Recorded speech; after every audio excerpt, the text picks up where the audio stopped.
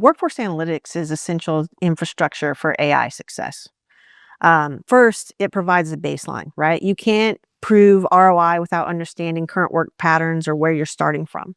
And second, it guides prioritization, right? Workforce analytics shows where AI can have the biggest impact through identifying repetitive work, friction heavy processes, or capacity constraints. And third, it measures the outcomes, right? Are tools actually being adopted? Is time shifting to higher value work?